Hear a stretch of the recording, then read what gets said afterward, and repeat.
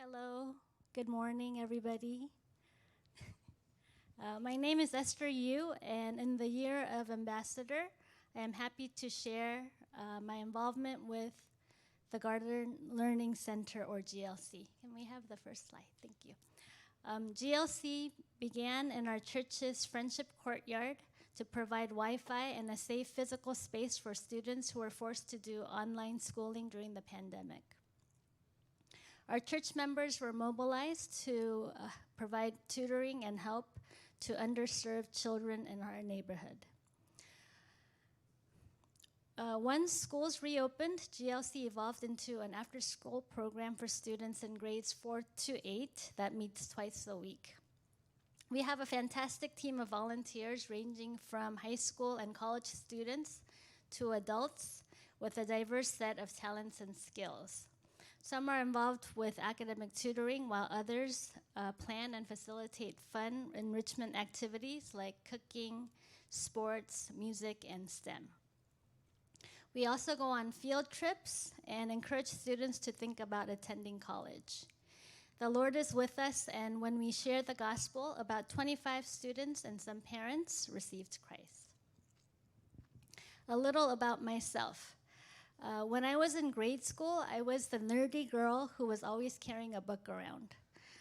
I was the last to get picked for kickball, and kids would tease me and call me teacher's pet, teacher's pet. And it was very embarrassing, but it was true. Being a teacher's pet my whole life, I could not really understand why some students struggled so badly.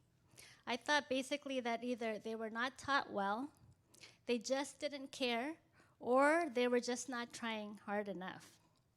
And there is some truth to this. Many of our GLC students, when given accountability, opportunity, and individualized help from caring tutors, have shown huge improvements. However, for a few of our students who really struggle with reading, it was different. In my naivete, I thought if I gave them a little extra TLC and one-on-one help, in several months, their reading would surely improve. But no matter how much time we spent reading slowly and loudly, pointing to each word, there was very little progress. Like an ambassador, I was in foreign territory.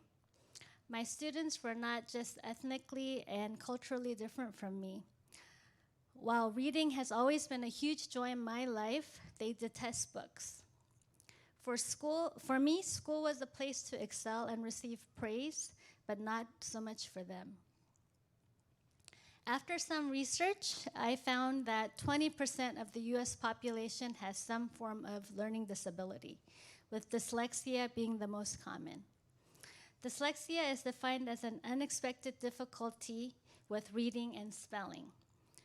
There's more to it than just confusing B's and D's. It is unexpected because it affects people with high intellect and abilities. So while my students were actually quite bright, they just could not learn to read in the standard way that was taught in school. Being with them every week, I became aware of their many challenges. You might think, well, if they can't read, surely they can do math. Yes, except that the math set is full of word problems. I would tell them, if you're scared to ask your teacher for help, surely you can ask your friends. Yes, except that their classmates call them stupid.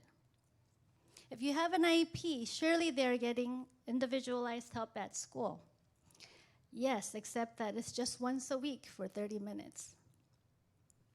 If the reading instruction at school is not effective for dyslexic students, surely there must be an alternative curriculum.